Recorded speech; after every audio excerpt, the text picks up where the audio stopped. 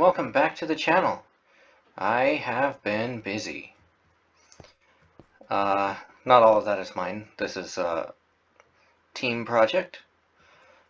But pretty much all of the circuitry that you see on the top is what I've been working on for pretty much since the last episode. So I will walk you through some of the logic of the circuitry without giving any secrets away, hopefully.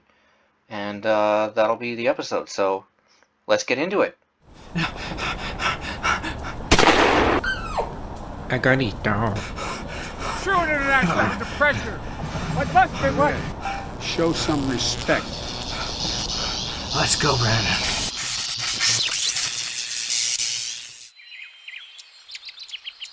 Huh. Okay then. Julia. They're, okay, I don't know how to break this to you, but they seem like they may be pleasure pigs, like they're being kept in the for a reason. Genome from the future saying, yes, you're completely right, this was a stupid idea.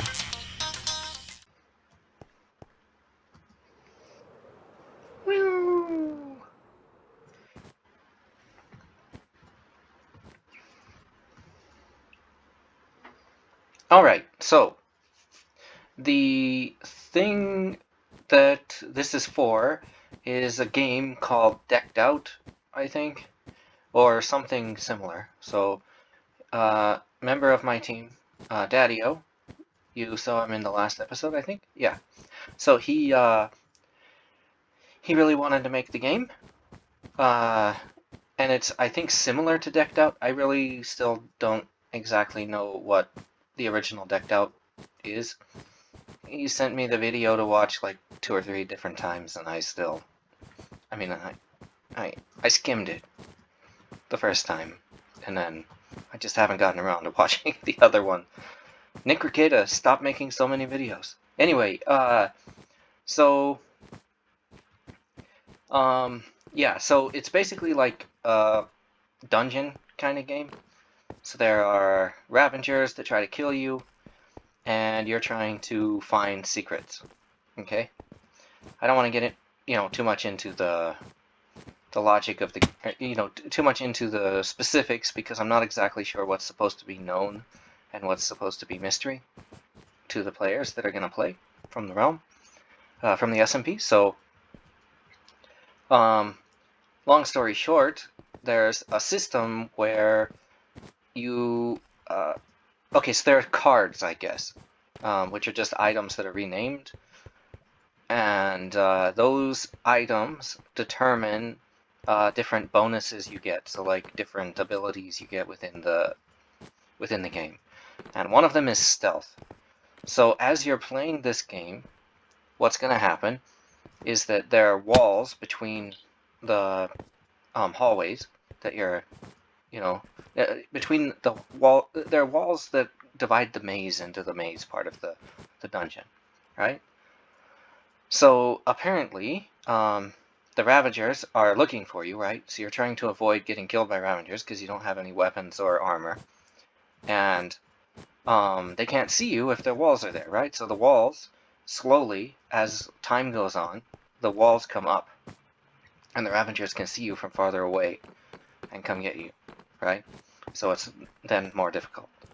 So that was what I was assigned to work on. So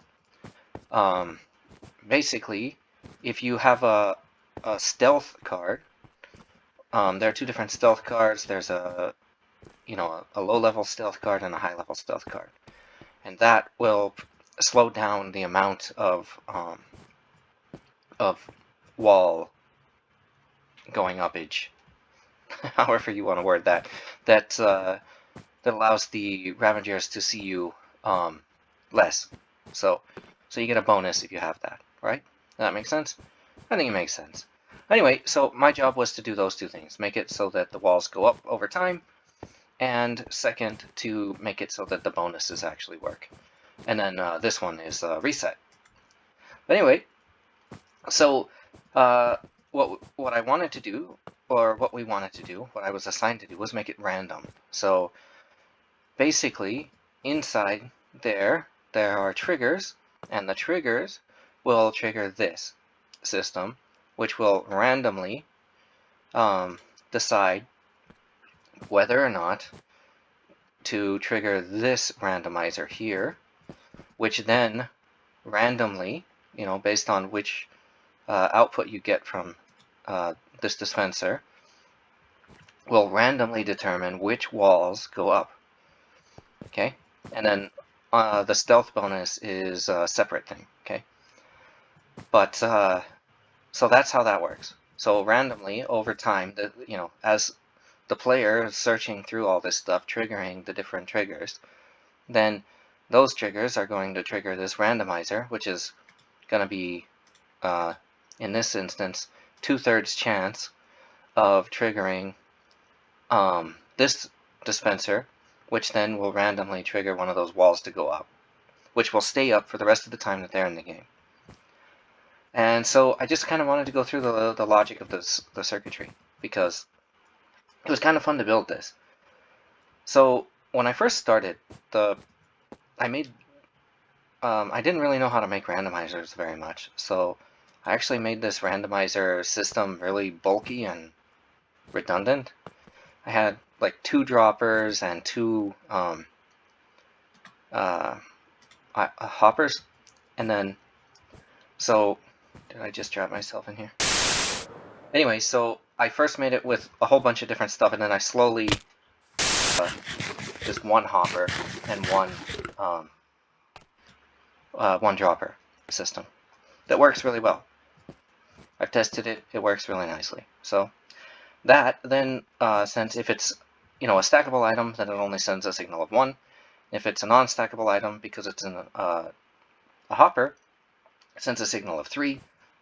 So it'll reach this this repeater here, which then will dispense a shulker of a different with differing amounts of stuff in them, and then immediately after that, it'll break it with this piston, right? Anyway, but before it does that, it'll send a signal depending on how much stuff is in the hopper, which then will trigger one of these. Oh, this is not reset. But anyway, it'll trigger one of these pistons to go up.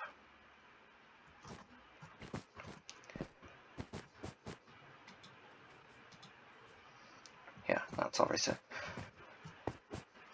But anyway, so it'll send it up, and then that'll send the walls down at those locations, and that's how that works. It's very simple, but it's a lot. There are a lot of walls, and it's a very big thing.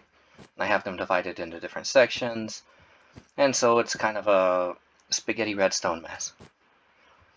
And then the way that this is maybe a little bit of a spoiler, so I guess if you watch Genome Editor's videos and you're in the SMP, you get a little bit of a bonus, I guess, a spoiler. So oh my gosh, I cannot do parkour, especially when hide the HUD is on. So anyway, yeah, so the way that the stealth bonus works is these gray, dark gray and gray lines. And so what they actually will do is keep some of those pistons powered so that the walls are actually closed a little bit in some places. And that's what all the gray lines are. And then the purple line is just the reset. So at the end, when everything gets reset, it just does what I did with that lever there, and it just sends all those triggered things back down. And that's it. It's not super complicated to explain, I guess. It didn't take very long. I wanted to keep this video actually less than 10 or 15 minutes, and I think we're going to be right at around that amount of time. So that was actually pretty good. And yeah, so that's what I've been up to. It took a lot of time, a lot of effort, and I think it turned out really neat. Let's go back. back up on top to have a look at it. Oh. Landed it. Okay, anyway, yeah, so it looks like this. I'll just kind of go around so you can see the whole thing in its glory.